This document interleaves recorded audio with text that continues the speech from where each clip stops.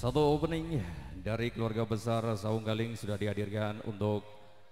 menyambut kehadiran dari semua pemirsa yang budiman yang di kesempatan malam hari ini sudah hadir di tempat yang sangat luar biasa ini,